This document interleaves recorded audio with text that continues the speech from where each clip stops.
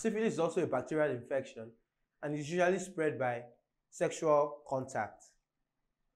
The disease usually starts as a painless sore, typically on the genitals, the rectum, or the mouth. So let's talk about the causative organism of syphilis. Now, syphilis is caused by a type of bacteria known as Treponema pallidum. Treponema pallidum. Now, let's talk about the mode of transmission of syphilis. Now, syphilis is transmitted, as we mentioned, sexually. It's a sexually transmitted disease.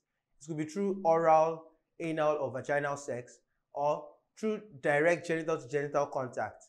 So it is spread majorly sexually, and it can also be spread to babies when the mother has an untreated infection. We call this type of syphilis congenital syphilis. So syphilis can be transmitted from mothers to their babies, and we call it congenital syphilis.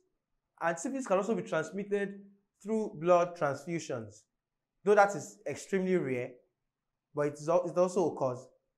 Syphilis can be transmitted from a person that has syphilis. If a healthy person takes that blood, the person could be infected. Now let's talk about the symptoms of syphilis. We have various stages. The first stage, mentioned that the first stage usually starts with sores on the penis, the vagina, the labia, on the mouth, and the rectum, the genitals generally. There are sores on it, and the rectum, also on the mouth, sores appear. Now in the second stage, there's a severe headache, fever, sore throat, loss of appetite, and skin rash. Those are symptoms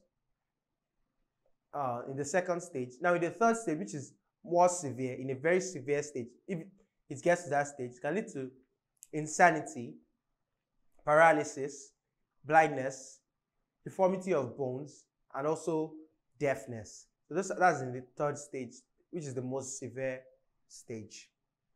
Now let's talk about the treatment of syphilis.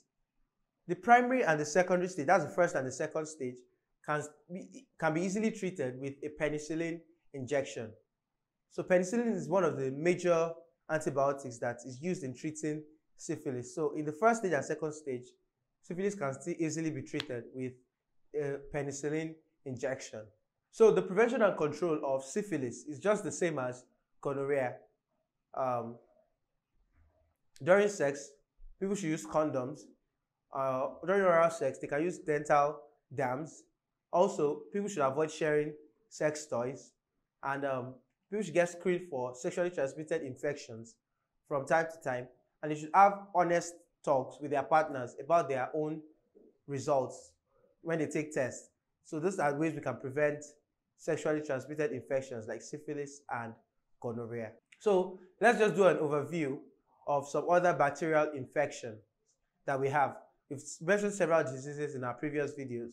So also we have some other ones like bacterial dysentery, and that one is caused by Shigella dysenteriae.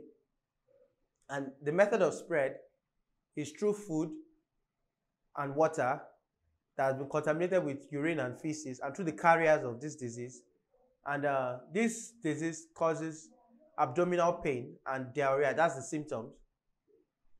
Another disease caused by bacteria is food poisoning.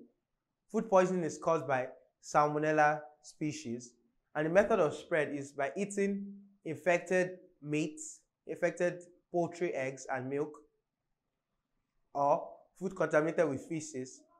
And the symptoms include diarrhea and vomiting, and it can subside within 2 to 4 days.